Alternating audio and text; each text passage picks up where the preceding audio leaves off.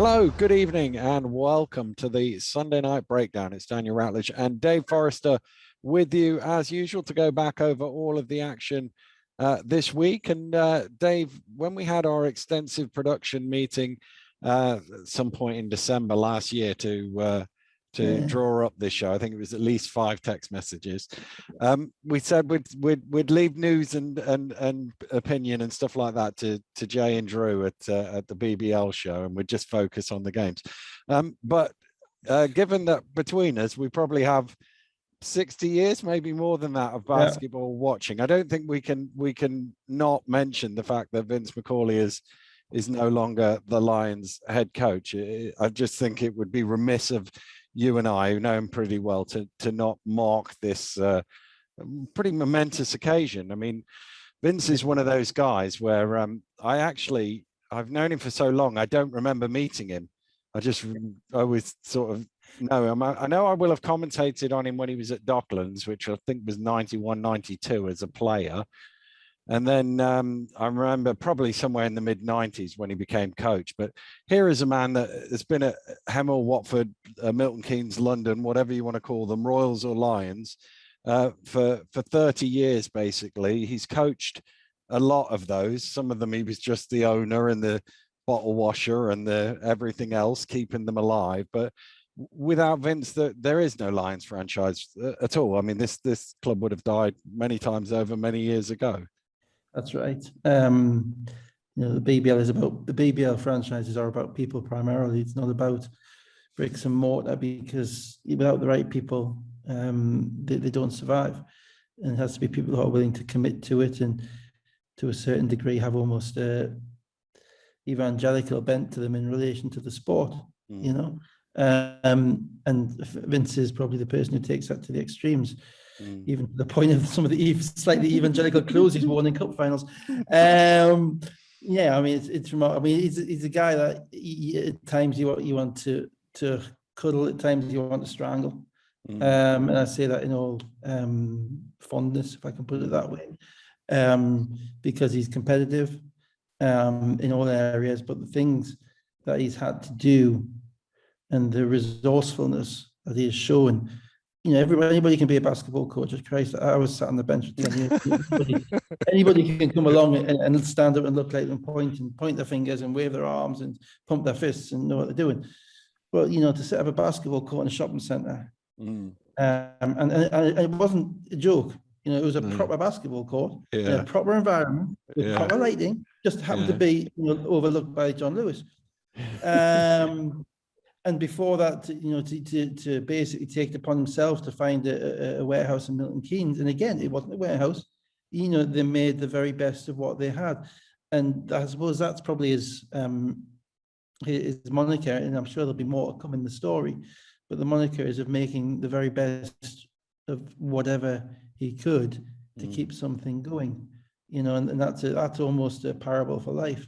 You keep going, You're constantly being innovative. You're constantly trying to change things. You're constantly trying to find a way to get by in what is a remarkably competitive and difficult sporting landscape, particularly, if I may say, in the south of England. Yeah. Doing it in the south of England is different. It's different to doing it in a kind of a provincial city like a Glasgow or a Sheffield or even a Birmingham or a Newcastle or anything, or Plymouth. It's different, totally different. Set of circumstances around how you run the club and how you're able to develop a program, and and kind of first Andrea and now Vince, it's kind of a bit of a passing of the guard thing. And to be fair, from the moment 777 came in, the clock was ticking on Vince, wasn't it? Because now it's no longer his decision as to whether he coaches or not. I was a little surprised that it happened now. If they'd done it last summer, I could have understood that. If they did it next summer, I could. If they did it in 5 years' time, it seemed a little odd on the timing. But the other thing to mention is I've obviously worked with him a lot on TV, and he was evangelical is a good word for him. Nobody sold the brand of British basketball more and better than he, and not just the league, the players, the clubs, everything about it. He would, you put a microphone in front of him and he would tell you, wax lyrical about British basketball. He would, but he never. But there've been people who've done that before who've annoyed me because they've been talking absolute rubbish. And Vince, that's not obviously not me, obviously. Yeah. And Vince never annoyed me like that. Yeah. You know, because, and this is what I'm talking about when I was a fan, going back, and, you know, I mean, people won't know this, but in 2006, we had no TV coverage. So Vince arranged for games to go out on something called MKTV. I remember it well. If it's still in existence or not. I doubt it, but it went out, you know, we had the playoff final from Newcastle Arena on MKTV, which was Sky Channel 2027 or something like that. But that was Vince, you know, that didn't benefit him in any way. That was Newcastle v Glasgow in Newcastle, who cares? But it was Vince finding a way. And the old Hoops program, if you remember the Hoops program, that again, that was driven by Vince, and he was executive producer, and I used to be on that, and I'd see him every Monday and Tuesday as we would pull it together and do the voiceover and that. And that driven by him again. So everywhere you look, you'd find kind of a muddy fingerprint, you know, in, you know, of Vince Macaulay in whatever has gone on in the sport. So I wouldn't be surprised if we see him somewhere. Well, here's the thing: we've just spent the last couple of minutes talking about him. He's not dead, I'm reflecting on it. It sounds like an obituary, but I'll be amazed. Vince is a BBL lifer. He's a basketball lifer. He started playing in, I think it was 1982 for Camden. I think it was, and he's been involved in the game ever since. So I would be unsurprised to see a Milton Keynes Royals or something like that appear in a few years' time in the BBL. And Vince Scouser, isn't he? Born in Liverpool. Well, I think it's been a long time since he's been up that way, but you never know. You never know. Right, let's look forward to the return of Vince Macaulay and move back onto our usual territory. But not his clothes, if I may say. He can leave his jackets in London. Let's go to the action, and starting on Friday night with the Sky game. Sheffield Sharks 74, Bristol Flyers 75. No Johnson and Evans for the Flyers. So Corey Samuels got his first start of the game, and Sheffield bringing Anderson back into the starting lineup, and Glasgow coming off the bench. And actually in the first quarter, it was all about Wallace. We were saying on paper he looks like a 3-point shooter, and we certainly saw it in that first quarter. I'm not quite sure what was going on with the Anderson Glasgow thing. You know, Glasgow started for one game and then Anderson starting again, albeit ultimately Anderson I don't think finished this game. You know, difficult to know where they're at, so they're still a bit of flux, I think, Sheffield. In relation to the first quarter, yes, I mean, what Sheffield got was some open looks, and Bristol's rotations weren't quick enough. The ball was, I think Bristol, to be fair, you know, they're running a pretty inexperienced BBL lineup out there at the very beginning, and inexperienced in relation to, you know, without your Americans, people think, oh, well, they're BBL rookies, but they're generally 4-year college players. So, you know, there's a bit of experience before they get to the BBL. You know, with some of these guys who haven't really played significant big minutes in the BBL, certainly Samuels and Note has played some minutes as well. And even Thomas Edwards has only been in the league 2 or 3 years, and Rogers has only really been in the league properly 2 or 3 years in relation to minutes played. They kind of got jumped on a little bit early by Sheffield, and Sheffield started moving the ball. And Wallace is clearly a guy who can shoot, no question, feet set shooter. And he's that guy who whenever he's got the basketball in his hands, he appears to know what he wants to, where he wants to get his feet so he can release it. So if you're not absolutely diligent, you know, from any moment with the basketball in his hands, he's going to shoot it. And they got some offensive rebounds, and they got some kick outs, and then they got on a bit of a roll, and it's on Sky, and everybody's jumping around. And and they scored probably, you know, 40% of their points in the first quarter. So they were out to a 23-12 lead, and then it kind of got contagious with Glasgow hitting a 3 and Anderson hitting a 3, and 5 minutes from halftime it's 37-24, and that's the point at which Sheffield can win the game here. These last 5 minutes of the first half, they can knock them out, or Bristol can go, oh, woe is us, we're on the road, we're missing players, and and just give it away. But neither of those two things happened. Flyers with an 11-3 finish to the first half. Yeah, and Jacob stepped up, I thought. And I'm going from memory. I watched this game back after come back from the other game at Newcastle. But I thought Jacob stepped up. I thought Delpesh really good, really in this basketball game. He stepped up, and obviously subsequently Samuels as well. Bristol have developed kind of a Memphis Grizzlies identity, grit and grind. That's their group at the moment. They're kind of grinding games out in the 60s and the 70s, and playing together and playing excellent defense and playing physical and being led by players who really are, haven't got, as I say, a massive baby out pedigrees, who are, it's like almost having a coming out party. And once they kept it competitive, then Sheffield are a team short on confidence, haven't won many games, and that's what you want to do. You keep it close and see if they've got the bottle to kind of finish the game. So basically, second half, super tight, score for score. And then early in the fourth quarters, Samuels hit a 3, Walker then hit 2 threes, Rogers hit 1 as well. And Bristol, who'd been behind for almost all of the game, had a 5-point lead with 4.5 minutes to go. Yeah, Walker's 2 threes are killers because he can shoot. Everybody knows he can shoot. You see him make threes a lot more than you see him take 1 dribble, 2 steps and dunk it from the foul line. Yeah. So you have to know where he is at all points. You have to locate him. And Sheffield didn't do a tremendous job of that. Sheffield's bench didn't do a tremendous job in this game, and I'm trying to make sure I don't conflate the game I've watched today with the game I watched the Friday game, because I've seen them again.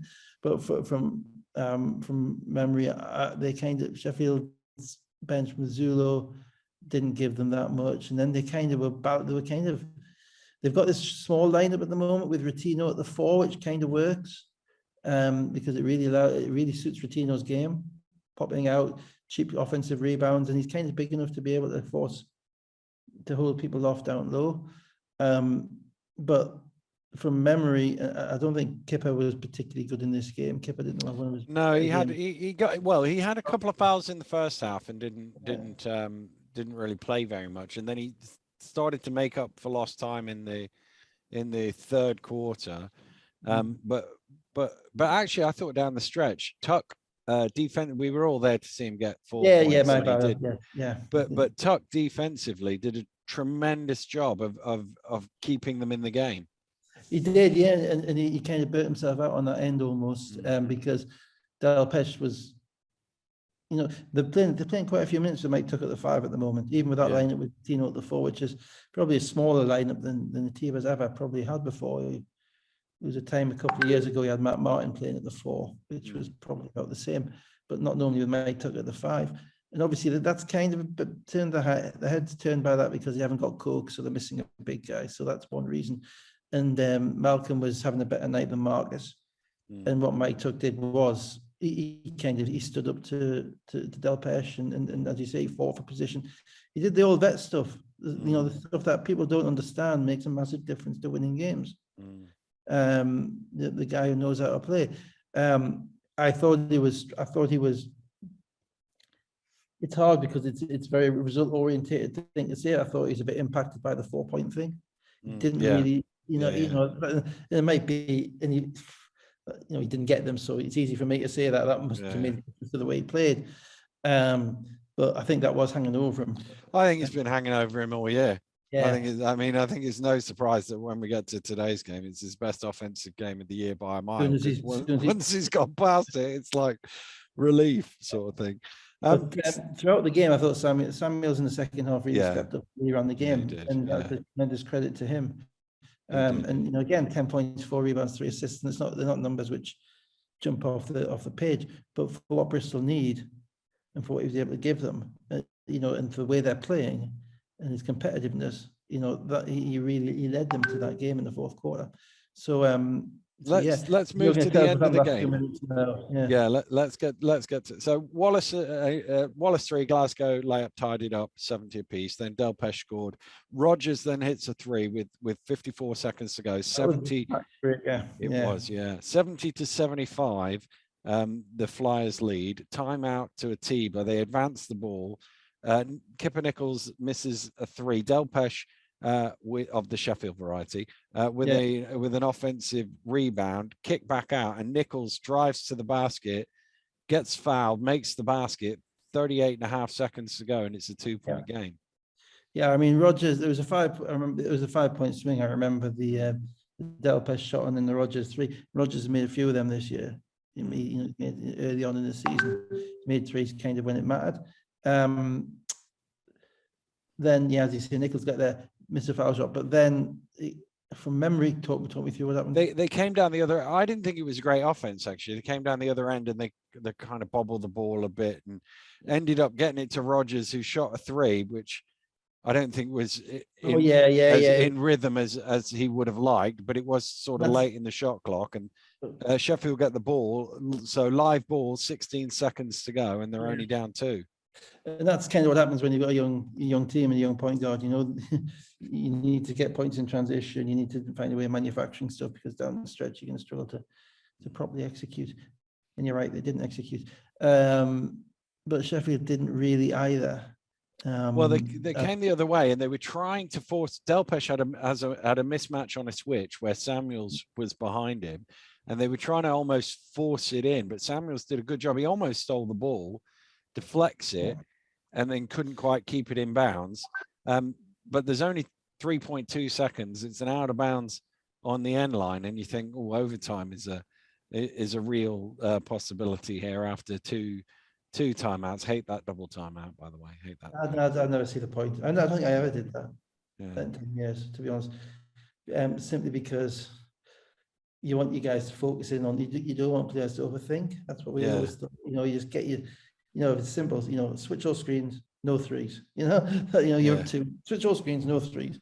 And we'll live with what switch all screens, no 3s, no fouls. No foul. Yeah. And that's it. And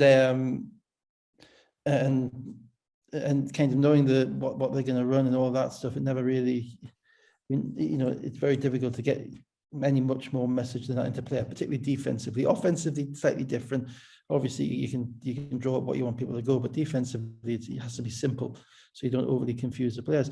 And then we get the technical, don't we? Yeah. So I think what happened is, because the ball has gone out right in the corner, he's not square on. If it had been sideline, or if it had been more to the middle of the baseline, he'd have been square on. So therefore his jumping would have been up and down and not sort of dragging him forward. But because he was at a slight angle, he jumped over the line twice. It was clear. And I watched it back this morning on Synergy. So it was on that robot camera that they would have.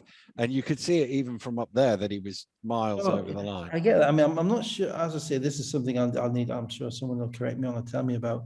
I'm not sure what the rule is about a warning in relation to a delay of game on the sideline. Or I don't know. Well, because they always do that. They do that thing, that thing with the wavy arm thing, which is the don't jump over the line warning. Don't jump over the line thing. So I don't know if you're meant to get a warning or not, and the referee will contact me and tell me that.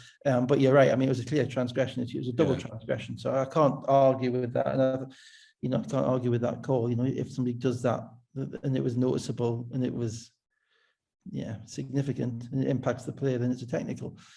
So that makes it a 1-point game. Yeah, Glasgow makes the free throw. It's a 1-point game. Then they inbound it.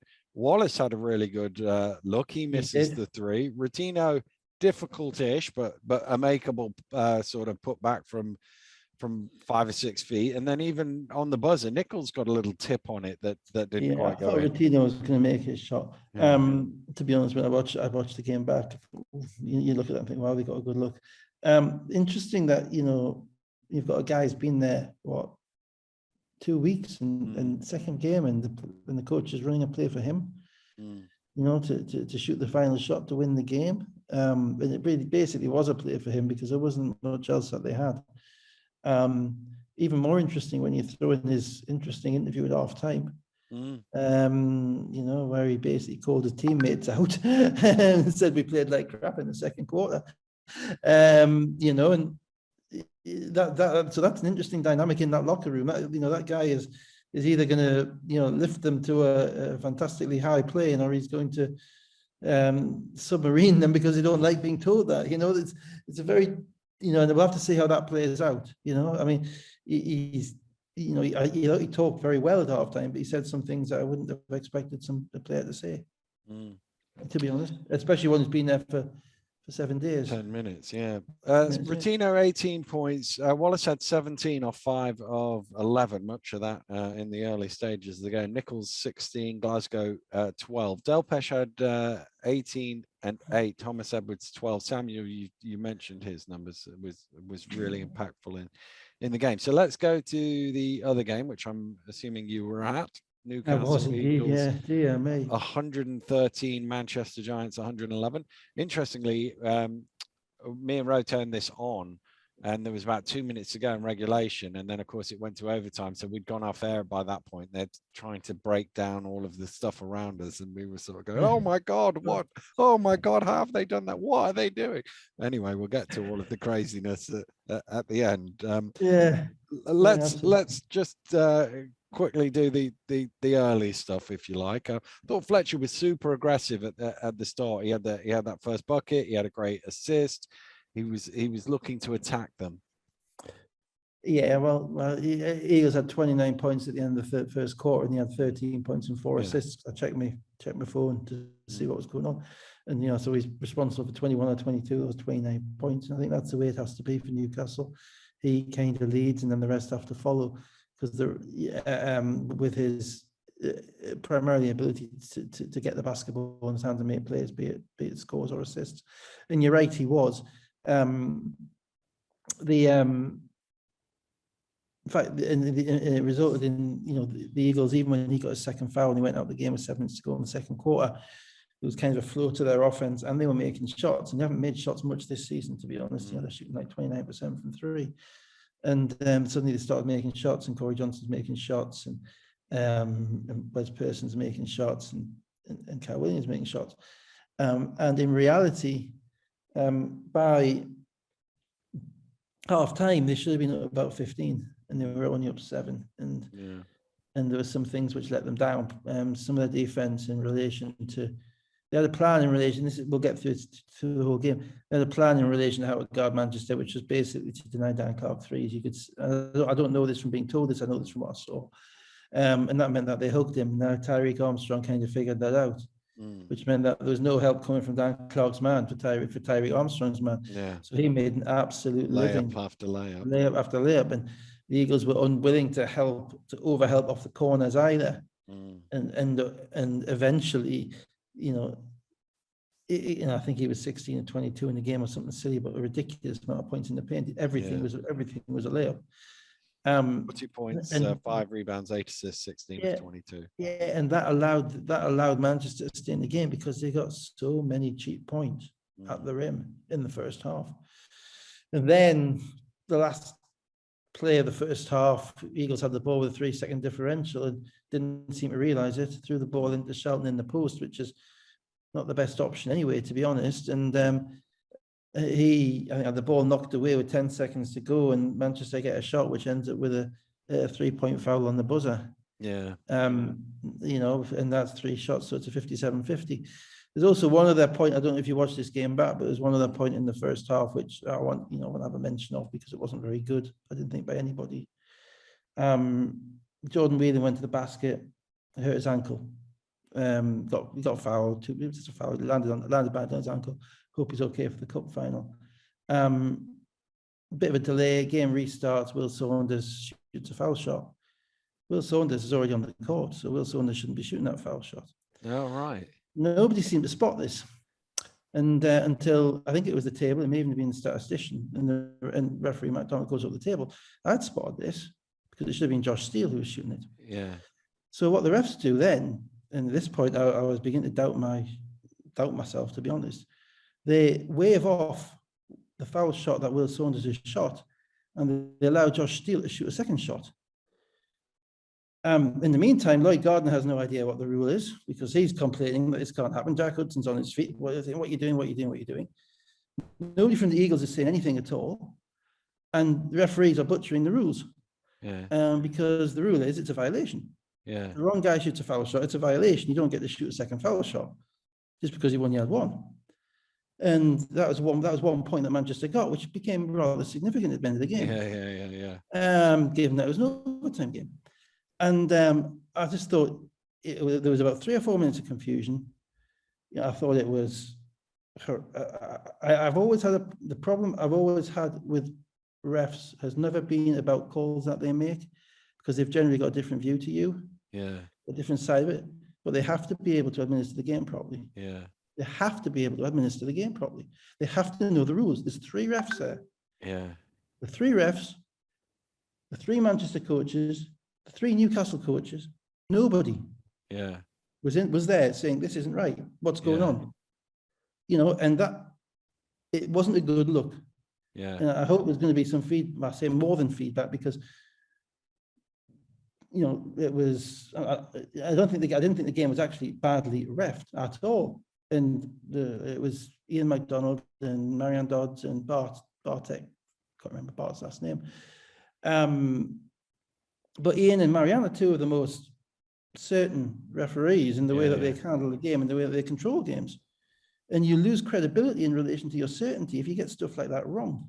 Yeah. You know, so I'm not here to have a pop at refs at all, but you can't get stuff like that wrong. No. And the coaches have to know the rules. Yeah, and that would be. you know, they Yeah. have to be on it.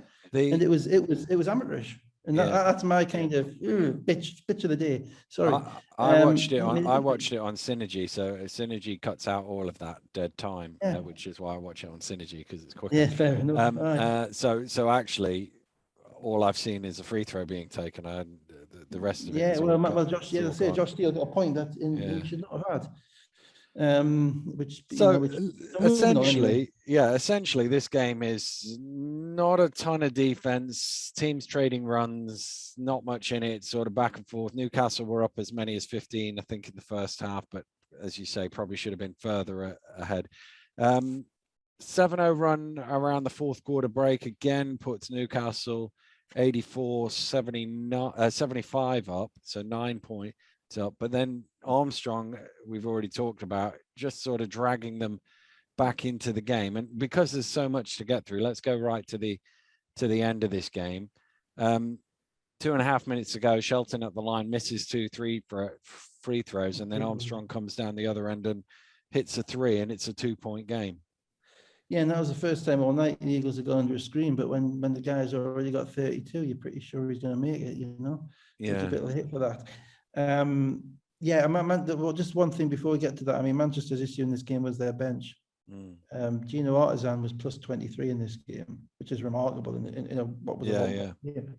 And he's their 5th starter at the moment. He's their 5th guy at the moment, and that unit is really good with him. They're not quite sure what they are without him. It's with somebody else in there. They either play Lewis in to go big, or they're plugging Will Saunders in as another shooter, which means they've got basically a ton of shooters, but they haven't got that much, physicality. Boso didn't play much, and obviously they couldn't play Whelan because he got hurt. And so that 5th, that 6th, that they've got that the starter is in after McKnight is gone, but now their bench is struggling because it's kind of a knock-on effect. And all their bench players were significant plus minuses and were minuses in this game. But yeah, down the stretch, the problem. This is the problem when you're giving a guard 30 odd points on 14 of 18 shooting. He thinks he's going to score every time he comes down, and it's tough to get stops at that point. And so it got to 96 all or something silly like that. Yeah. So let's get to that point. Johnson with the tough finish with 2 minutes to play, 96-92. Clark, a nice pass, Steele in the corner, should have been a 3, just towed the line. 96-94. That's given that point back. Shelton missed close range. Johnson with an offensive rebound. Peel, according to the commentators, got away with a massive travel. Travel. And it wasn't called. I was just watching my eyes just raised as it kind of happened. Yeah, well, it's one of them where when the home commentator says about a home player, that's a massive travel. He talks about it for about 30 seconds. He did a little sidestep. He caught the ball and kind of did a little kind of shuffle sidestep. It was almost like he was like a James Harden 2-step, but then kept moving. Yeah, but anyway, Newcastle ended up. Johnson missed a 3. It was an out of bounds, and then Johnson ended up traveling with it anyway, so they didn't gain from that. And then Artisan, they had a switch, and Artisan had a little hook over Fletcher. And they did that all night, because Newcastle switched on screens, but it's fine switching on screens, but you got to know that your teammate's down there, and you got to know that that's where the opposition's going. You got to get across there to help them out. you know, and you've got to make them do something different. And I thought Manchester got easy stuff at the rim all night, basically. And maybe I was looking at Newcastle a bit more critically than I was at Manchester. So, because Newcastle probably got easier stuff as well. So, you know, to be fair, by the time when we were watching at this point, we were like, both teams are trying to lose this game at this stage. Well, more so in the overtime than at this stage. It's a familiar refrain. Yeah. So Fletcher drives, Clark fouls him, 2 free throws. That puts the Eagles up 98-96. And then interestingly, the next play down, 23 seconds to go, Fletcher knocks the ball loose.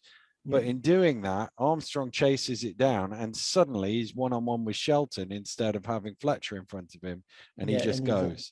He goes and he's at the rim and he scores. And which is, he didn't give it a 3, you know, and in a 98-96 game, it means teams are scoring more often than not. So, you know, ultimately, if it's a 98-98 game and you've got the last shot, then you can't really be too...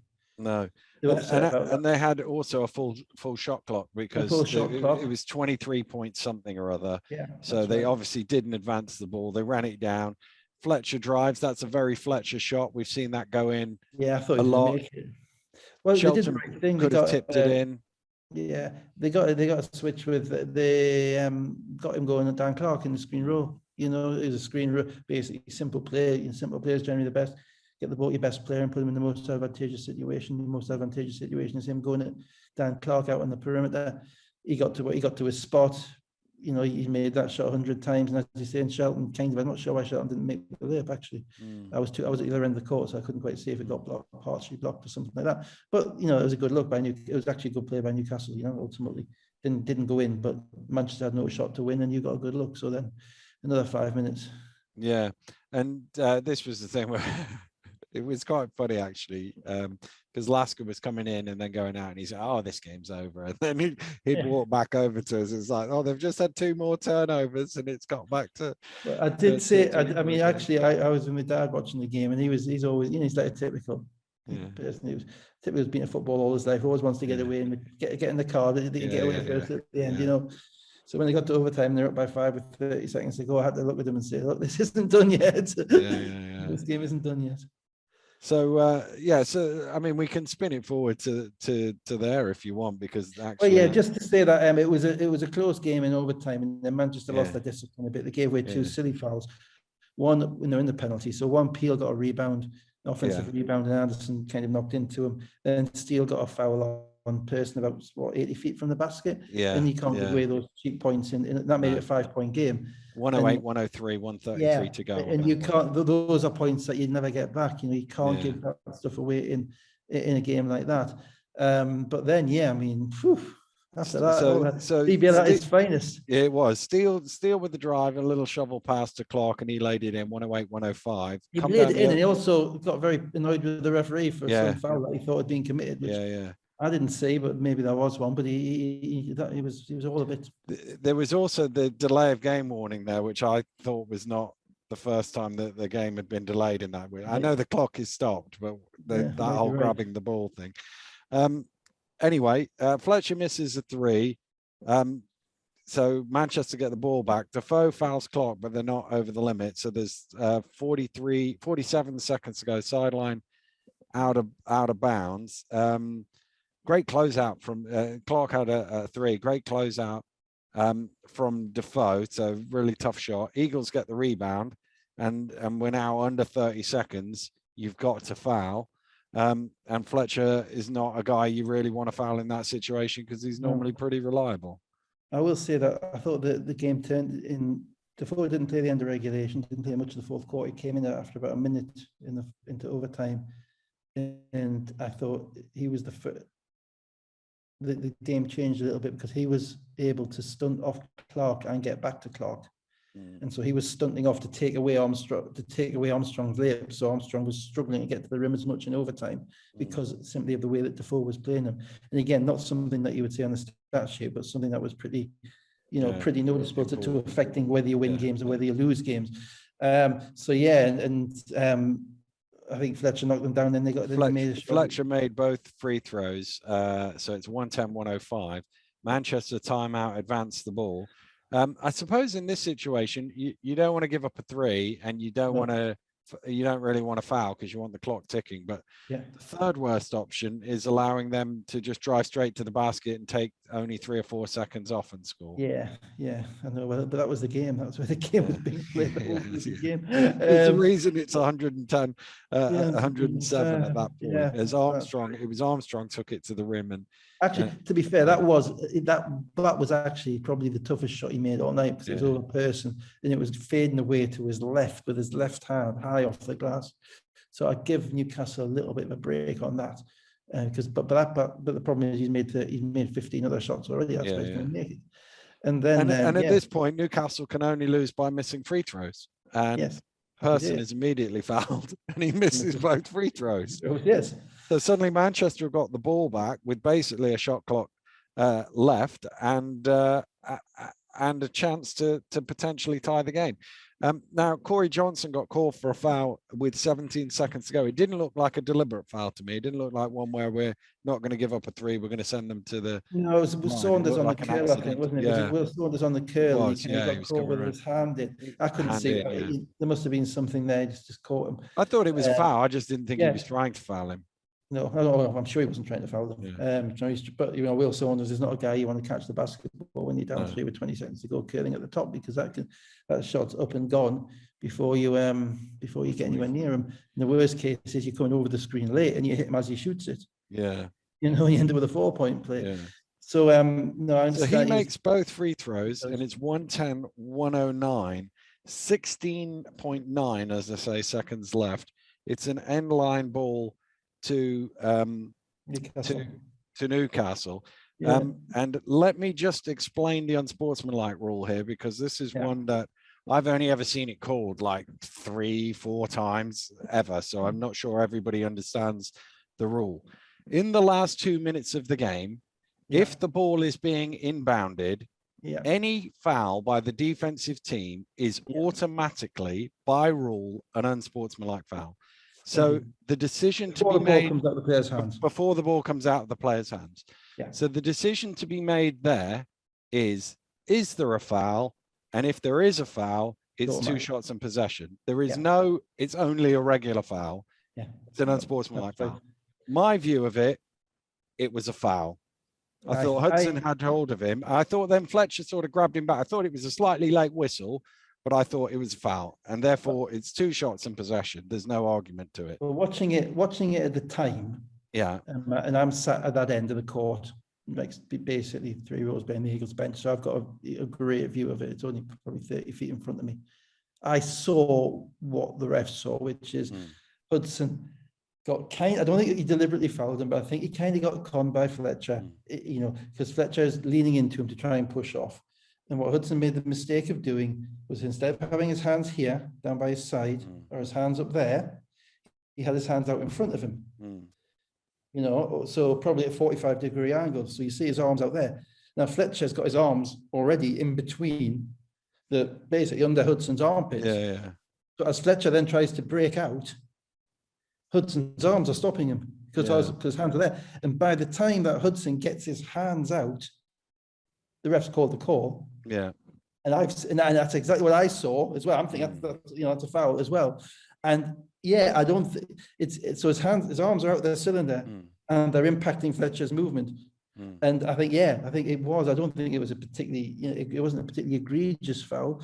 I think it was a little bit of an example of overcoaching, because Hudson had just come in the game to guard Fletcher. Yeah. And I'm like, I get that he's a guy who can harass the ball and all that stuff, but he hadn't really been particularly good in the game. And it just, and you can see that Fletcher's kind of happy, like, I got you one, because he's clapping and smiling. So he knows he's kind of got the rookie almost. He's not a rookie, but he's got the young lad. And so I can't. And then that previous Dan Clark head shake comes into play, because Dan Clark, who can't have been looking at what was happening, can't have seen any of it. He has a word, and that word is sufficient, whatever it was. Technical. I think he had more. And at that point, Newcastle can't lose. And the interesting thing was the arguments, the arguments from watching it all. And again, because I knew I'd watched it live, and then I watched it again this morning. So I was actually looking at everybody else rather than that to see what and it seemed like they were arguing an unsportsmanlike foul rather than a foul, which suggests that they didn't realize that that's automatically an unsportsmanlike foul. But at that point, it's a technical foul. So what you've done is you've moved the game to where it's impossible for Newcastle to lose from here. Yeah, you would think. So they then get Fletcher shooting 3 foul shots. Yeah, you basically got Fletcher going to the line 3 times. So he misses the technical foul, free throw. He then makes the 2 for the unsportsmanlike foul. So the lead is only 3 when it should have been 4 if we'd made them all. 112, 109. And then it's a Newcastle ball from the sideline. Defoe is inbounding it. Clark is standing in front of it. Just slow down for a second before you get. Newcastle called a timeout. Yeah. I'm not sure why. I couldn't see, because at that point, Manchester were in disarray. They're all arguing about this foul. They're all, Fletcher's knocking down shots. The refs, I'm not sure the refs were going to put the ball in from the right place, because the refs walked to the sideline in the Newcastle half when I think the unsportsmanlike was in. I don't know if the unsportsmanlike automatically advances the ball or not. I don't think it does. Yes, it would. Yeah. You would okay, well, they walked to the right place then. Yeah. So basically, all it takes is, throw the ball to Fletcher, the game's over. Yeah. Right, and throw the ball to anybody in the game zone. But primarily, maybe not Shelton. Get the ball. And instead, Eagles go timeout, and you probably again you won't have seen it on Synergy, but as Fletcher's coming in, Fletcher's like, "Why are we calling? What's that about? Why are we calling a timeout?" And then they come out, and it's Defoe who's putting the basketball in. Well, I've been around Darius a long time. I don't remember him ever in 17, certainly not the 11 years I was around him, ever having him inbound the basketball in that situation. And then that gives Manchester the advantage of having Dan Clark, who's the greatest thing to the human totem pole, standing there blocking out the sun, as it were. And Newcastle, because Defoe's not there to set a screen, so Newcastle run basically nothing from what I can see. I can't see what they were. Didn't see anybody really screen for anybody else. And it wasn't really Darius's fault for holding on to the basketball, because there was no one There's nobody to throw it to. No, there was no one. I look back and think, oh, maybe he's been a bit cautious there or whatever. Maybe the only answer is, after 4.5 seconds, throw it against his feet. Off his legs. But I mean, again, that's not a guy who's ever been in that position before. You get that wrong. Yeah, exactly. So suddenly it's a 3-point game. So suddenly, it's gone from 110, 109 to 112, 109, with no time gone off the clock, and Manchester being called for an unsportsmanlike and a technical foul, and Eagles turning over, and literally not even a tenth of a second has clicked off. There was so much happened in no time at all. So suddenly they've now got the ball, Manchester, potential to tie the game. This time, I think Person does deliberately foul with 12 seconds to go. That's a deliberate foul to prevent a 3-point shot. So Armstrong goes to the line, 12 seconds to go. I thought that was a bit early, that foul, by the way. I thought it was a little early, but I think the way that game had gone, the way that the Eagles were shooting foul shots. Okay. Yeah. So he makes them both 112, 111. And then Manchester, now again, it wasn't clear, but it didn't look like there was an attempt at a foul initially on the ball inbound. And then but they seem to be arguing like that's what they were trying to do, and maybe the referees missed it. But again, it's on the opposite corner, so it's always the hardest one to tell. But then they throw it to Peel, who's at mid-court all on his own, and then he runs around for a bit, and they've actually lost 5 seconds before they commit a foul. Yeah, and on top of that, the guy that didn't foul was Person. Yeah. And Person's just missed 2. Yeah. And little things like that matter, And because the ball has gone to Peel, then Armstrong has to foul him. That's his 5th, and he's that's Armstrong's 5th foul. Yeah. It's always an interesting one. That's a really tough thing to keep a hold of as a coach. Really, something you've got to be really, really alive to. If you're in a definite foul situation and you've got a guy with 40, you want to get him out of the game. Yeah. But then again, he might be a guy who might get you a steal. Yeah. So you don't want to get him out of the game. No. I think in that situation, I would probably probably trying to get him out of the game after the foul shots. Mm. Because but again, everything's going on so fast, you don't necessarily all see that. That's where you need your assistants. And what you also don't know is they might miss the second free throw and you can't get him back in the game.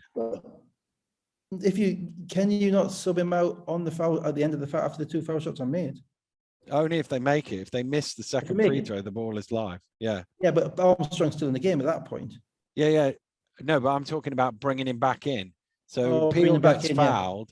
If he misses the second free throw, you can't get Armstrong back in the game. Yeah, I get that. Yeah. So anyway, Peel didn't miss the second free throw as it happened. He missed the first one. There's 6.8 seconds to go. 113, 111. They inbound the ball. Clark inbounds the ball to I think it was Armstrong. I think it was Steele bringing the ball down court. Was it okay? And we're watching this in Sheffield, and I'm going, Dan Clark, look at Dan Clark, Clark. And unfortunately, I don't think Newcastle were thinking the same thing as well. Well, what happened was jogging up on the trail. No, what happened was I watched this back. Darius got pulled towards Will Saunders on the wing because Brandon Peel had just shot the foul shots, right? Yeah. So Brandon Peel is a guy who really should be guarding Saunders, right? And with Darius guarding Clark on the trail, but because Peel's just shot the foul shots, he's on his way back, and Darius is looking at Will Saunders in the corner, thinking, "Do I go?" You can see him pointing, "Do I go? Do I stay?" Now, Dan Clark is clever, and Dan Clark sees this, and he veers off away from Will Saunders. Yeah. He veers off the other side, creating space between him and Defoe, because Defoe's still looking at Saunders. So now Hudson throws a bad pass. And doing it slow enough that Hudson going the opposite way is distracting, and they're almost sort of forgetting that here comes Dan on the trail. Yeah, that's right. And so he throws a bad pass. Darius does what every sensible veteran does, which is find somebody to be screened by and tell that guy, tell the other man to get out there. So it's Kyle Williams who has to go out there. But because Dan Clark was probably 4 feet outside of his real range, he's about 7 feet from the 3-point line. He was a long way out when he shot the ball. And he didn't have it in rhythm because he bobbled the ball. It was way off and it wasn't close, but they should not have been in that situation. Newcastle finished that game off earlier. Yeah. It was still a decent look to win the game. It was a decent look, but it was further than it looked. And as I say, if he didn't catch it in rhythm, Manchester would have took it. No question. We'll take that shot from Dan Clark, but it was,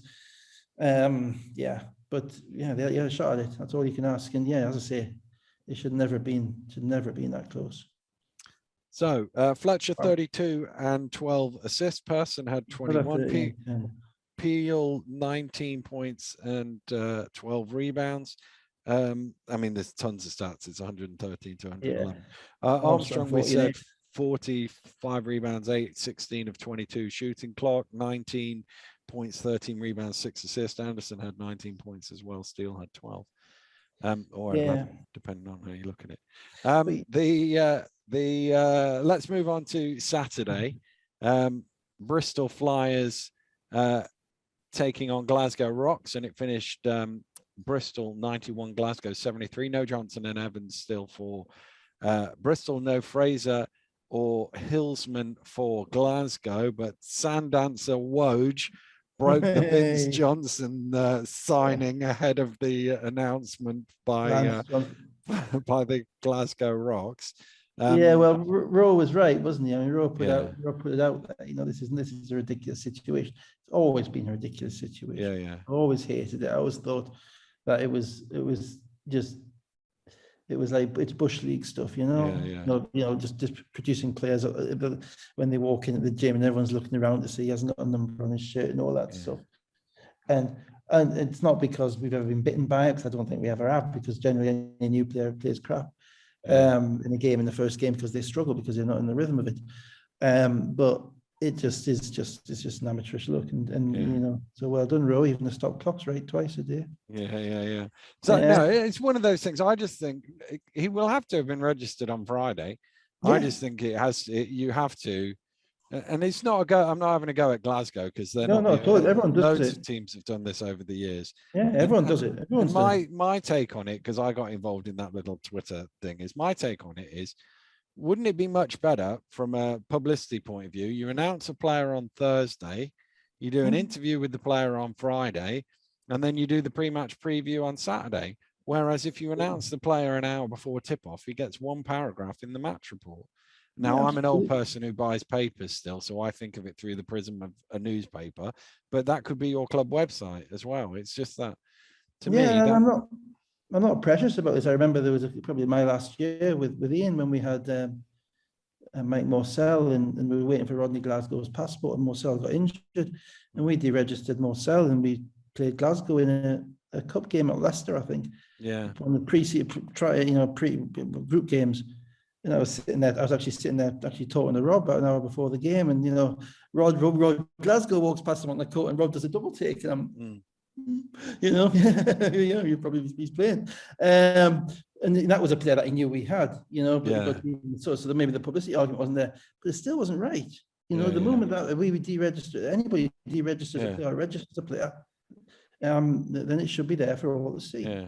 I agree with your idea. There should be a list on a website somewhere that says these are all the players that registered. And I also think that teams should have to tweet out who's playing in any game, or put out somewhere who's playing in any game at some point during the day. I'm not really precious about it, if it's an hour before tip off or whatever, so that I mean, some of them, I think Manchester have a sponsor who sponsors their injuries, if you like. So they put out a tweet saying, the injury report with whoever it is, healthness thing, is that groin strain sponsored by Viagra, something like that. Whatever it is, but you just and I just think that's it's clearer for everybody involved, and there's also people bet on this stuff as well, so you ought to put it out there just for that. But anyway, that's our rant over. Let's move on to the game. Glasgow, no real offense at all in the first quarter, and Bristol in a bit of rhythm from the night before, 21-9 up, pretty comfortable. Yeah, Josh Rogers, Raphael Thomas Edwards, and by the way, Thomas, if there's the most improved player this year, it will be Thomas Edwards at the moment, by a long way. Not and that most improved always been that kind of double-edged sword. That means you weren't very good before. I'm talking about the guy who makes the next step. You can be effective in one role, but then you go to a far greater role and you function in that role effectively. That's Thomas Edwards this year. It's happened too many times now for it to be a flash in the pan. He's shooting the ball better. He's attacking aggressively. He's efficient. He's a handful of on defense as well. And so when they get 20 points from Josh Rogers and 24 from Ralph Thomas Edwards, they're going to win a lot of games. So yeah, I mean, Glasgow is kind of a bit of an end of days thing for them. It's a long way to go for one game. Glasgow or Bristol.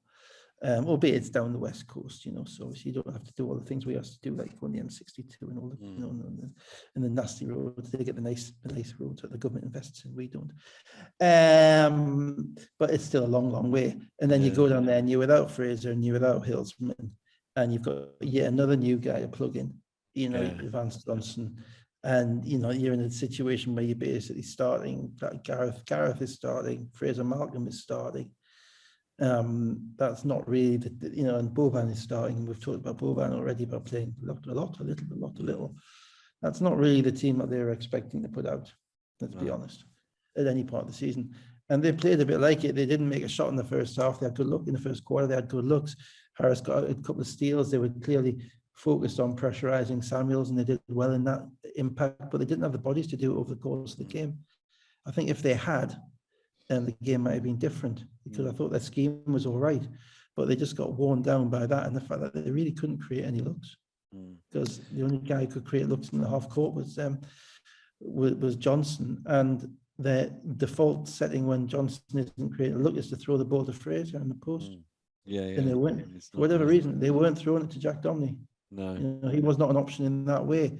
And Bristol, as we've already commented on multiple occasions, are certainly up there as one of, if not the best defensive team in the league. Probably Leicester are probably just ahead of them, because Leicester have a little bit more depth. But the way Bristol defend, I actually think that Bristol maximise the talents of their players defensively, probably better than any other team in the league, and they ground Glasgow down. They couldn't get away in the first half, Bristol, but actually in the third quarter, Jacob had 5, Rogers hit a couple of threes, and they had 17 unanswered points to lead 56-33. Worth mentioning, the end of the third quarter, Gareth Murray seemed to get caught in the face by Simmons. It wasn't called.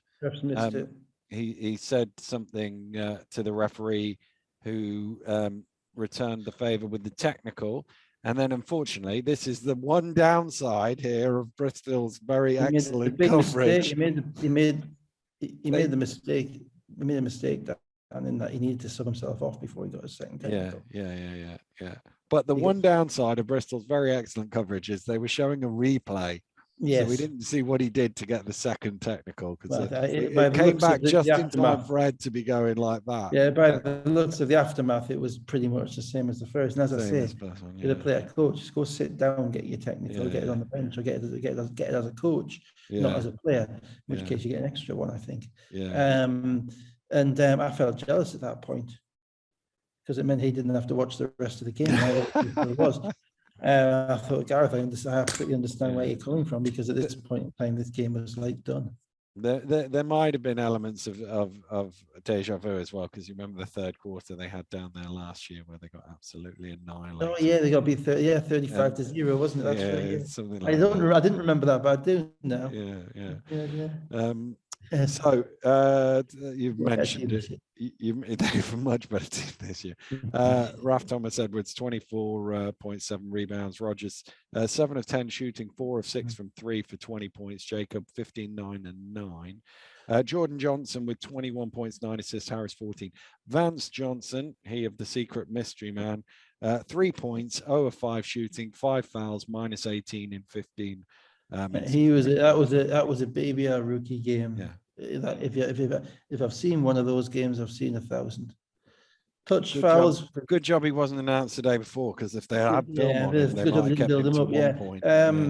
Lots of touch fouls, because you don't know the way the game's going. Not being able to get into good positions, but not being able to finish. Not being in rhythm with your teammates.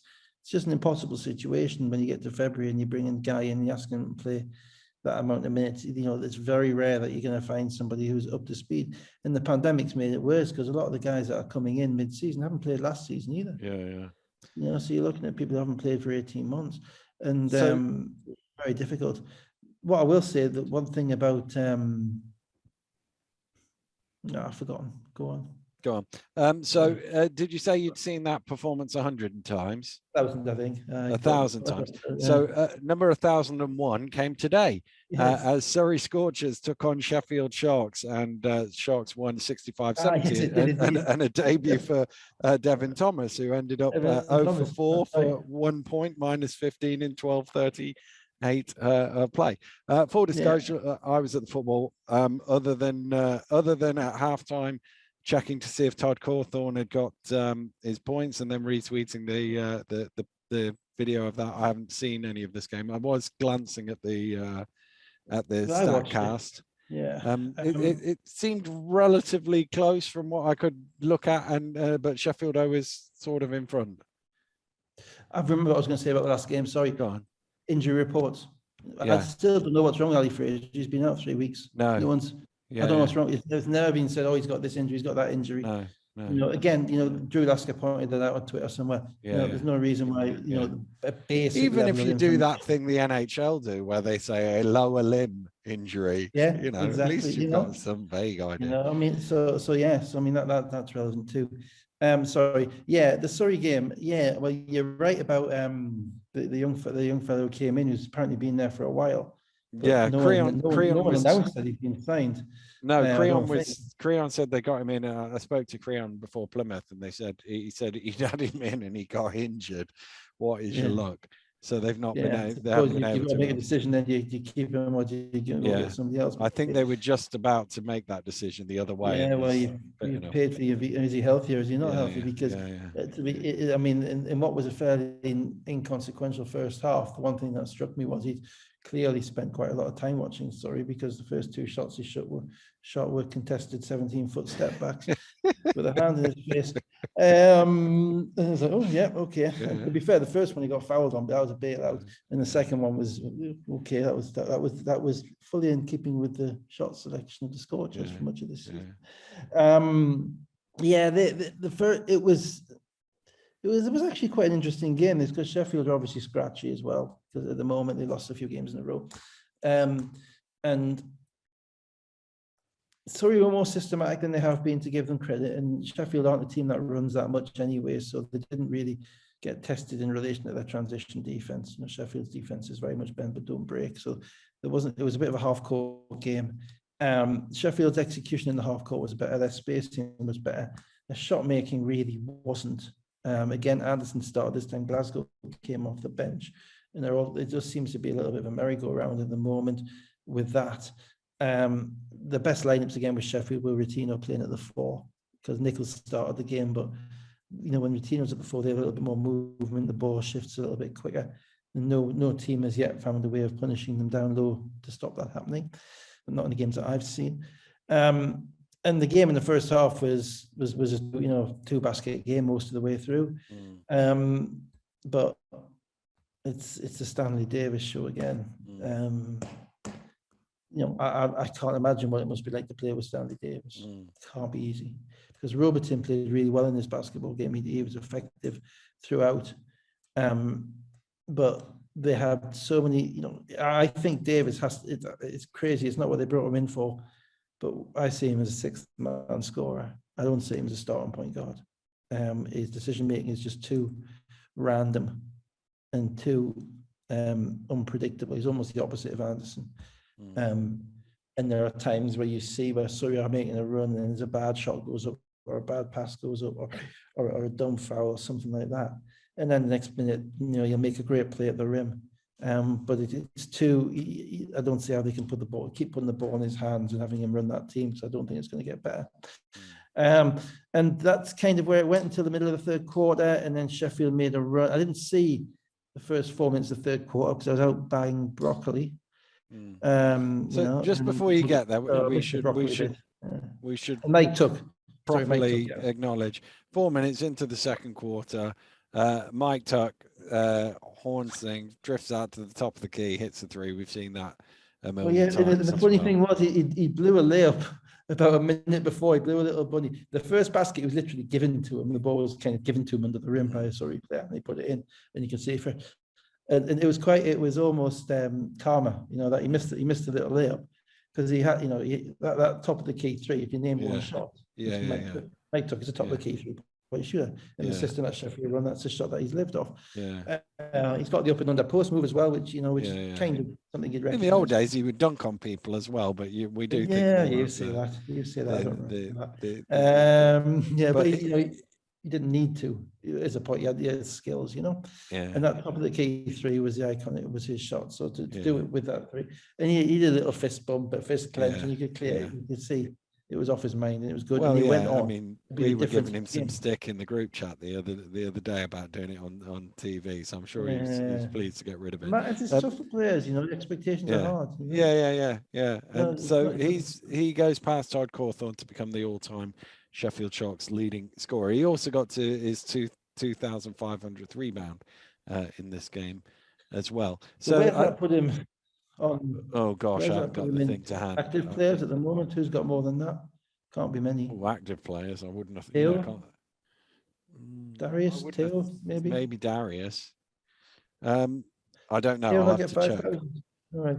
Oh dear, Claxon failure. Claxon, sorry. Sorry. So Tuck had 4. Wallace had a couple of threes at the end of the third quarter. I'm assuming you were with broccoli at this point and saw this bit start. No, I saw the end of the third quarter. Yeah, the broccoli was safely simmering. There we go. And they're out to 12. They're out to 12 points. Yeah, and Tuck made a number of shots. Tuck made some plays, to be fair, and it wasn't just the three. He took them off. He scored a little jump up in the post, then a left hand dribble and a rise up for a 15-footer, which really was rolling the years back. And he was a separating point in this game, and they were playing him primarily at the 5, and with Ritino at the 4, and that lineup was, and then the 3 guards, and that lineup was kind of tough. They also got decent minutes out of Mavzulo in the first half, but not so much in the second half. And Sheffield got away, but Surrey's offense was really stagnant at this point.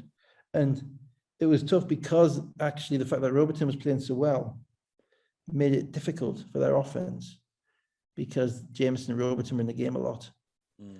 And the spacing is tough with Jameson and Robertson in the game a lot and together.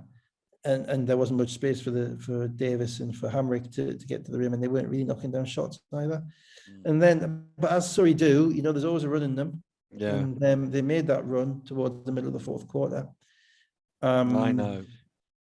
Yeah, and I know, and it's culminated, contested off the dribble 3-point jump shot from Stanley Davis Jr. From the wing, with Rodney Glasgow's hand right in his face, and he drilled it. And so suddenly it's a 3-point game.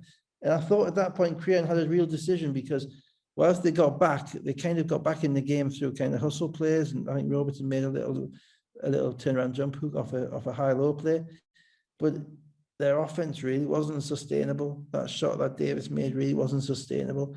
And I was wondering if he was going to go small and come back with McLemore for one of the big guys. He didn't. Stayed with the big lineup, and they defended okay with that lineup, but they couldn't get any space, and they couldn't get any looks. And Hamrick had a decent look for a 3 from the corner, which he couldn't knock down. But everything felt a bit forced, and the game kind of petered out. Sheffield made just enough plays to win. Wallace made a nice little 15-footer off a dribble drive, and they got kind of that separation, which in a 60-60 game, an 8-point separation is a lot. Yeah. Davis with 17 and 10. Robertson 7 of 8 shooting for 16 points. Jameson 15 and 8. Just 8 points off the bench for Surrey. Tuck with 16 and 5, his best game of the season. Ritino 15 and 7. Wallace 12. So next up was London Lions 103. Newcastle Eagles 94. We obviously touched on well, we spent quite a bit of time at the beginning talking about Vince. James Veer is taking over as head coach for the remainder of this season. So this was obviously a first coaching game for him officially in the BBL. Obviously, he was pretty much coaching that win over Surrey at the beginning of the season for the Lions, because it was Barking. And full disclosure, I was at the football, which is why I missed Surrey, and I managed to get in, turn this on, and there was 6 minutes exactly to play. I think Dirk Williams had just hit a 3-pointer, judging by the commentary, and at that point it was 40-21. So I missed all the excitement of Washburn and Reese hitting threes and Kelly going nuts, as well as they went 13-0 to lead. Yeah, 25. I mean, there was 2 things that happened early on in the game. One, as you say, Kelly was really effective early and getting aggressive little dunks and doing the things that he does. The second thing was that in the midst of probably 2 minutes into the game, there was I don't know what happened, but coming out of an offensive play, Fletcher came up holding his face, and Fletcher was out of the game. I think it was Kelly. It wasn't a fight. It wasn't a fight or anything like that. It was just something that happened under the basket, the arms, whatever. Fletcher comes up holding his face. So Fletcher was out of the game until about the 3-minute mark in the first quarter. Missed about 5 minutes of the game, and Newcastle couldn't score without him. So at that point, it was probably 19-5, 19-7, 20-5. And the 20 was because, London were getting some nice looks, and Newcastle really weren't doing a very good job of running them off the 3-point line or taking away what you have to take away. But the 5 was primarily because Fletcher had been off the court for, we talked about you talked about the Manchester game, what he did. And that's unfortunately kind of the reality of Newcastle now, coming off that. And I know that's tough. That is a tough bus trip at 8 o'clock in the morning on a Sunday, and you go and, you're going 6 hours down to London for a 4 o'clock tip. So, we never used to shoot the ball well there in the first quarter, and they didn't. And, you spot a good team 15 points and you're going to struggle. And that's kind of what happened in the first half. And London got a lot of rhythm about them, and they kept making shots. Justin came in. There was probably, I would say, more of a conventional rotation from Coach Veer than we've seen from Coach Macaulay. Insofar as guys came in at certain times. Will Neighbour was the guy who replaced Kyron Kelly as opposed to Chris Towie most of the time, because that was kind of a little stylistic change, You know, you have that extra shooter on the court, and they got some good play out of Will Neighbour. And basically, Newcastle were a step slow to defending London. And to be honest, had Pearson not stepped up in the second quarter and made a number of shots, he shot the ball really well. And Fletcher, when he got back in the game, became very aggressive and got to the rim a little bit as well. You know, the second quarter became a scoring race, but it was still a 20-point game. It could have been 30. Yeah. But Newcastle at that point made some shots. So it was like 57-38, something like that. Half time. Yeah. And then the start of the second half, Johnson and Fletcher hit some threes, and suddenly within a couple of minutes they'd got it back down to 9, having looked. Well, this is my full disclosure. This is when I was eating the broccoli. Oh, right. So I missed the first 6 minutes of the third quarter. Checked my phone, and it's family dinner, how we, and once a week at least, away from the telly, and suddenly it's a 7-point game. It's like, whoa, what's going on here? So I have to watch that back. I don't know precisely whether Newcastle picked up their defense or whether London got a little bit lackadaisical in the way that they were playing. But by the time I got back into the game, it's a real game, and it was a real game basically all the way at the end. But I think Fletcher's legs wore down in the fourth quarter. He was short on a few threes late, and they really needed him to knock them down. You mentioned Pearson. Again, he continued to score in the second. I think he was made his first 5 3-pointers. Continued to score. They had a 9-3 run, and they're only down 3 with a couple of minutes to go in the third quarter. And then the fourth quarter was one of those where it never looked like Newcastle were going to quite make it, but they were always close enough that you thought they could still make this. Firstly, they've got 2 great games at Peel this weekend, which is probably the first we've seen. And this is, he's been here probably 2 months, and people think 2 months isn't much more than a pre-season. If you started in September, it's a bit of pre-season, a bit of the season, and that's how. And he's had, I think, 19 and 12 on Friday night, and 16 and 16 in this game. And that's not, rebounding that we haven't seen so far. So he kept them in the basketball game with the offensive rebounds. That was a critical thing, which meant that Newcastle kind of got just enough second shots. I thought that shot, the winning the game, disappeared when Defoe fouled out, if I'm honest. Because defensively, I thought that they struggled without him. They have struggled without him all year. You look at, I think the plus minus again was in his favor in this game, and it's kind of a regular story. Offensively, they're better. Shelton scores the ball better, but defensively, Defoe joins them together better. And when Newcastle are at the moment, they don't need the scoring as much as they need the defense. If that makes any sense. When they both play together, they're effective, but the spacing's a bit, so it becomes more difficult. So I thought that's when they lost it. And then, as I say, I thought Fletcher, the 2 games he's had, the 41 minutes on Friday night, the bus trip, and then the 36 minutes, he had a couple of open looks in the fourth quarter, which was short, and that's always the giveaway. He had a layup, which Gunn was left, which you would normally make, which didn't quite have the extension on. And to beat London in London, when you've given them a 20-point start, you're going to have to play a perfect second half, and they never quite got round to it. I think they can be basically encouraged a little bit, but they can't. But they played 2 games this weekend, giving up 98 in the first game and 103 in the second game, before overtimes. So defensively, Newcastle got a long way to go. London are there. London are for real, and they're playing without Jordan Williams at the moment, who's on the bench there.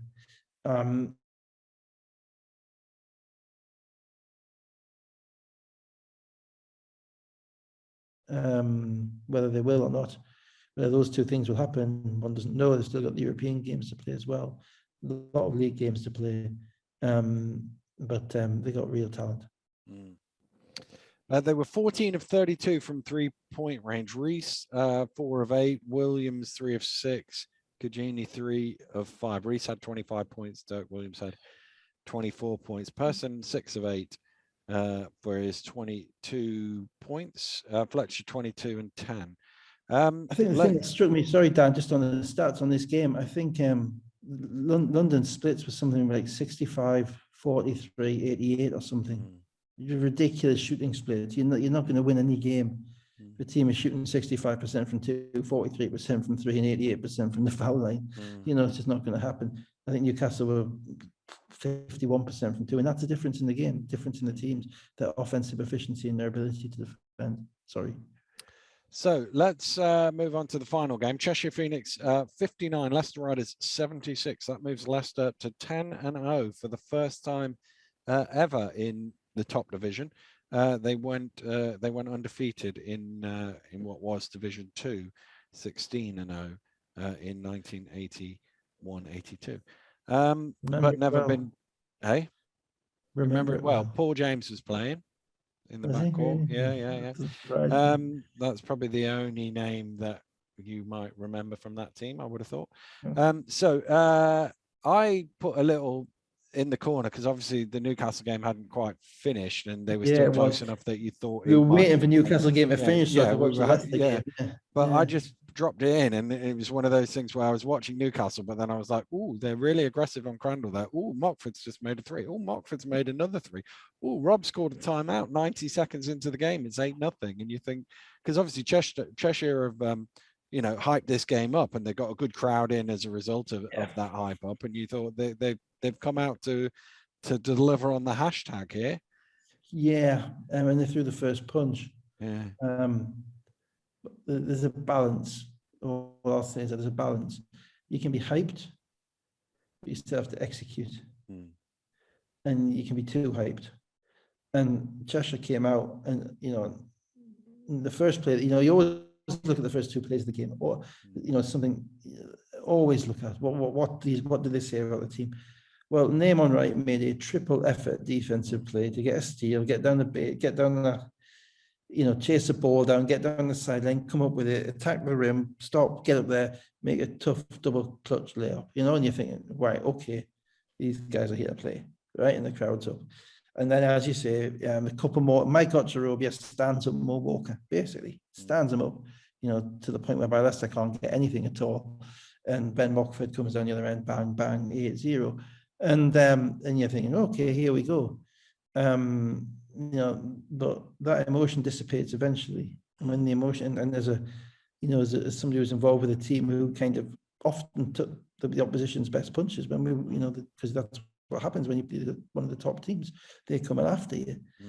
You that you learn that it's a long game. You have to maintain your composure. You have to expect it to happen, and you have to do what you do and grind away, get back in the game. And Cheshire kind of, their defense was good in the first quarter, no question. I mean, Ocherobia was awesome. His defense on Walker, I thought, was probably the best I've seen all season. He's a strong guy. He's not as big as Mo Walker, but Mo Walker could not move him at all. And I thought he was the kind of the rock around which that Cheshire's performance was built. But after those 2 threes, Ben Mockford is over 10 the rest of the way, and is arguing with people, and is committing daft fouls in the fast break. And you're not going to beat a good team, or a championship team, or a 10-0 team. If someone's playing 30 minutes and is over 10 and committing daft fouls. And it's the emotion of it. It's not that Ben Mockford can't shoot. Ben Mockford can shoot. We know he dropped 8 threes on Leicester last time he was there. But that's what Ben Mockford does. And we remember the 30-0-0-0-0-0-0-0 line he had. So if he's giving you, so if he's over 10, then you're going to struggle. That's 20 points, 30 points. Most of them are threes. That's 25 potential points. And so he wasn't quite right. Then you throw in the fact that Cheshire aren't that deep, and Ocherobia does get into foul trouble and did get into foul trouble. And when he was in foul trouble, they struggled. And Leicester were able gradually to kind of drag themselves slowly back into the game in the second quarter. And it's a little bit like the Bristol game. But Bristol played against Leicester smarter than Cheshire did. Cheshire played with more emotion, Bristol played with more intensity. And there's a difference between emotion and intensity. Emotion's the rah-rah stuff, emotion's getting in people's faces, emotion is talking to people and all that stuff. Intensity is kind of just getting down in the stance and saying, hey, we're here, we're not going away. And there's a difference to that. And I thought Leicester ground them down eventually, albeit, Cheshire excellent in the first. They were excellent in the first half for what they had. Yeah.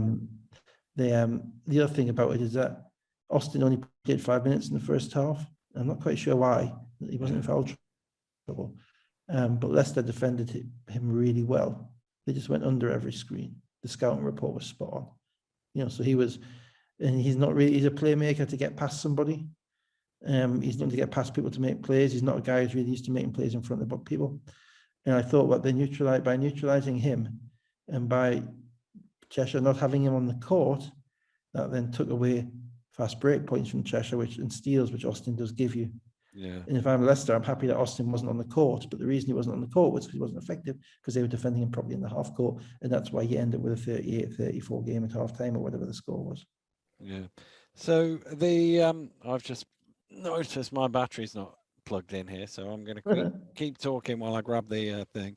So Leicester had a 9-0 run to take the lead, 28-29, having spent most of the first half down by about 8 or so. First half, Leicester were 0 of 9 from 3-pointers, although the last one was a 3-quarter heave. It's a bit harsh. Yeah, the other thing you have to remember about and Leicester 11 turnovers. Yeah, and they were still basically close in the game. And part of the reason for that is that, the best centre in the league last year was Darian Nelson-Henry. He's come off the bench this year. Yeah. And so you have a guy like that, they can. So Ocherobia can battle with Walker, and suddenly he's got Nelson-Henry coming at him. And Crandall's actually better at playing with Nelson-Henry than he is playing with Walker, because with Walker, he just tend to throw him the ball. With Nelson-Henry, they've got that little bit of synergy in relation to the screen and roll and the movement. It's a little bit more, it's an Ivy League guy. It's just a little bit more less brute force and a little bit more cerebral. That's probably the way of putting it. Yeah. And so he played well in the first half, and he helped them come back in the game. He did, yeah. Leicester actually were 1 of 13 from 3. I'm flagging this up because of what's going to come. Whelan Jackson hit a couple of threes in a 9-0 run, and they got on top. Then they were out to a 44-52 lead, and then you were just thinking, oh, Cheshire, are they on the wobble here? Is it going? And then Austin did come into the game, and again, a couple of attacks at the basket, and it's only a 4-point game going into the fourth quarter. He was, but Leicester, again, you're always trying to assess the quality of the shots the teams are getting, and Leicester were getting better shots than Cheshire were. It was easier for them because Cheshire needed to get out in transition. They've got a kind of a transition team, really, Cheshire, with that group out there. They haven't got the smash mouth with stuff with Dickerson, and obviously they don't have McSwiggan half-court shooting anymore as well. Carey's primarily a transition player. Austin's a transition player. So they need to keep the pace fast when the bench comes in the game. And they weren't able to do that because Leicester's spacing was so pristine. And it's also noticeable that Leicester kept the starting 5 in for basically the whole third quarter. Yeah. So Rob normally subs a lot quicker than that, and he didn't in this game. He kept them going. Well, and Walker there's a reason didn't come out at all, did he? And then I think Nelson. He hadn't played much in the first half. Yeah. He hadn't played much in the first half, but the reason for that is because they were grinding them down. Yeah. And you could see it even when they weren't making shots. And eventually, when the bench does come in, Mackenzie plays the Washington role. And basically knocks down some shots, and he's talking to Mockford, and they're getting into the emotion of the game. And they just basically made the shots eventually that they didn't make early. And their offense was better than Cheshire's. Fourth quarter, Mackenzie made 3 3-pointers in quick succession, and Wheeler makes one, and Crandall makes one. Leicester goes 17-2 to start the fourth quarter, and they're up 19. And I didn't like the fact that Okafor was on the bench at that point. Always kind of been in the belief, if you're going to get somebody, get one of your guys arrested, if you need to get them arrested to the third quarter. If you're playing a championship team, there's something in the mindset of a championship team when the fourth quarter starts. That's when the game's being played. Yeah. It's on the line, turned up. You need your general out there at that point. And tried to get him back in with after 2.5 minutes. But the BBL and European basketball, so you don't necessarily get back in because the game doesn't stop. And so by the time he had to be, that he got back in the game, it was 4 minutes. 4 minutes had gone, and the game was gone. you know. And when you're playing, as I say, when you're playing one of the top teams, you have to claw your way to staying close, to try and create uncertainty in them, because the moment that they get their foot on your throat, they are not going to take it off. I've seen too much of Charles Smith, you know, over the years, to know that, you know, the games which are the battles are the ones where where teams genuinely think they're going to beat you, and the doubt comes into your own players, and I'm talking, you know, Leicester's players, that hang on, this team might beat us. There wasn't that doubt today. You know, that doubt doesn't come in until the beginning of the fourth quarter, and you're in a battle. And there wasn't that doubt. And I've seen that with Fab and Charles and all that stuff. That was the only way you would ever beat us. You know, if you were standing up to us toe to toe and trying to do that. And Cheshire weren't ready to do that today. But as I say, you know, you can't have. It's a different game. If Ben Mockford goes 6 or 10 from the 3-point line, it's a different game. Yeah. You know? Well, Leicester went 6 of 8 from the 3-point line in the fourth quarter, which was the difference. But they were rhythm shots. You know, Crandall got rhythm shots to McKenzie, to Whelan, to Jackson. You know, and Cheshire did a good job of chasing them off the whole game, but you can't do it. They couldn't do it for 4 quarters. Didn't have, and that's the difference between emotion and intensity. Emotion carries you for the first half of the first 25 minutes, but the intensity has to be there, carry you all the way to the end. Wright with 15, Raffle 14, Bradley 11, Whelan 16. Gino Crandall triple-double, 13 points, 12 rebounds, 11 assists. He rebounded the ball really well in this game. To be honest, I didn't think he had his best game offensively at all. But you know, he rebounded it early. So he got in the game early when things weren't going, when Leicester was struggling early. He got in the game with his rebounding. There was one point in time, I think he stood up a fast break for Kyle Carey, managed to get his own rebound under the basket and threw it 80 feet to Nelson Henry for a dunk, which is a 4-point swing. And they're the type of players which... There was also an incredible play, I think it was in the fourth quarter, where they were trying to throw an alley-oop and he actually sort of smashed it off the board. Anticipated the alley-oop. Leicester went down the other end and I think McKenzie hit a 3. Yeah, so that's a 10. That's what, 2 points and 3 points. So that's 9 points. That's 9 points, which he turns around with 2 plays, you know, and those are plays that win games. You know, transition. If you've got a guy, and again, I had this with Flanoy for years.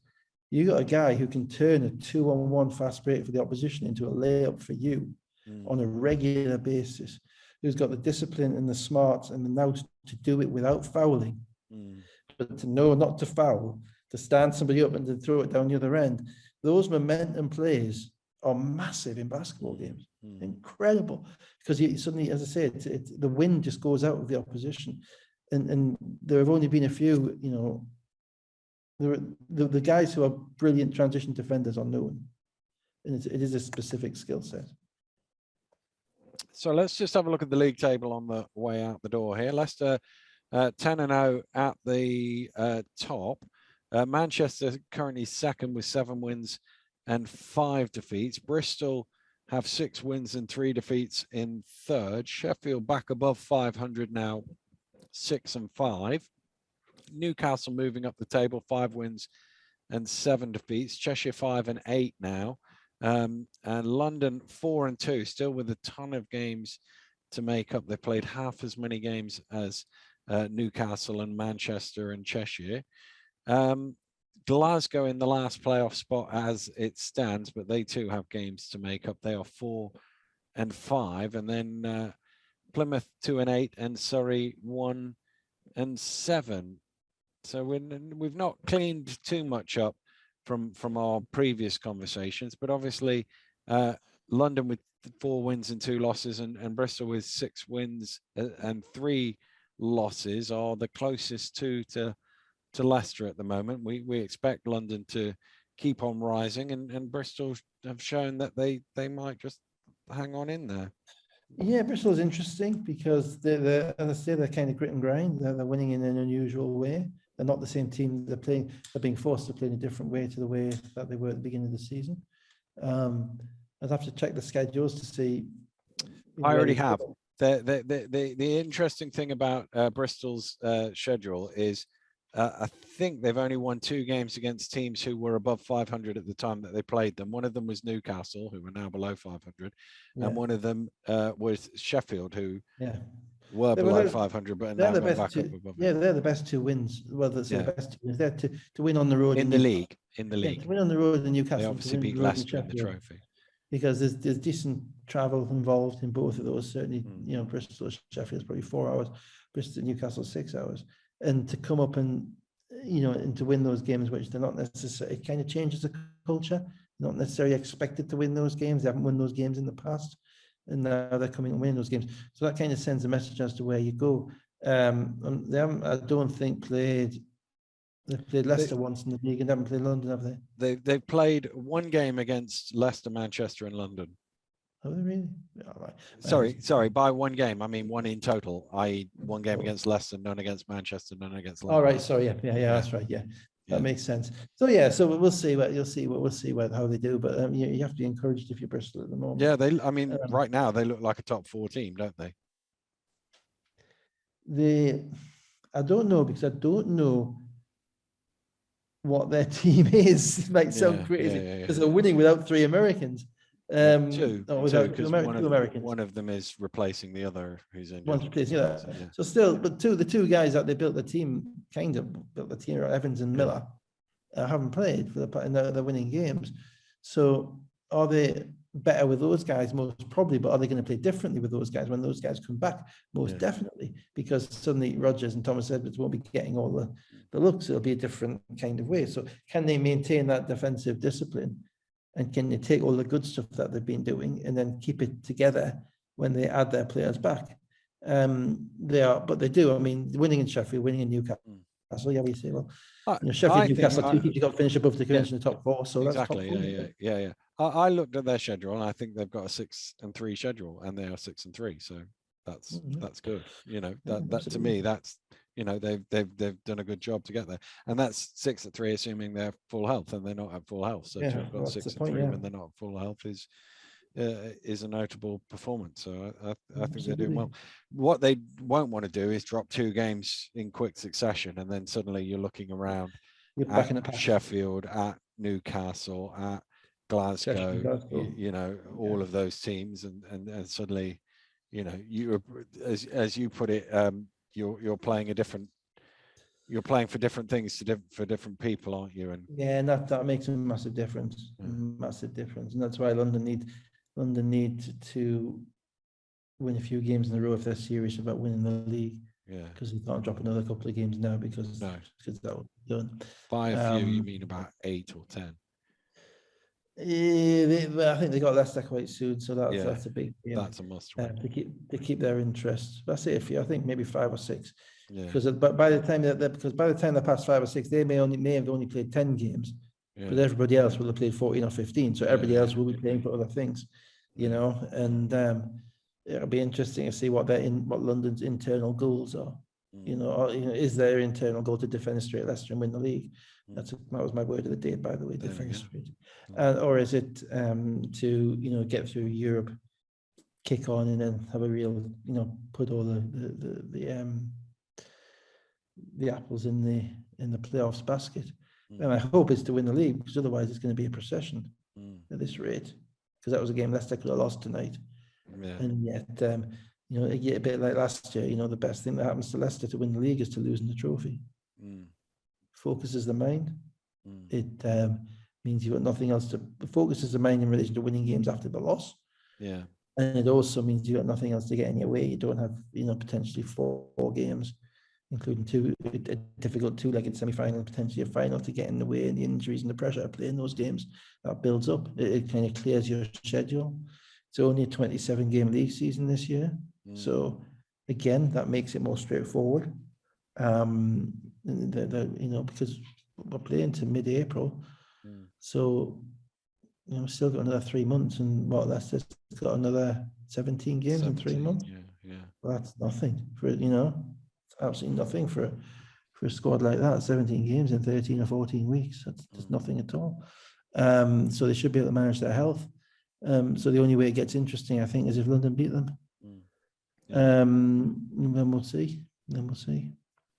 We certainly will, and that is coming up on Sky Sports on the 4th of February down at the Copper Box. He says quickly, looking at his phone. So there we go, a bit of promotion. This time next week, we will know whether Leicester or Manchester have won the cup, because it's cup final week next Sunday. So enjoy the build up to all of that, everybody. But Dave and I will be back for that. We might, I'll speak to you afterwards, Dave, about how we might record that, but we'll sort something out. Yeah. But for now, we'll sign off and have a great week. We'll see you next Sunday. Goodbye.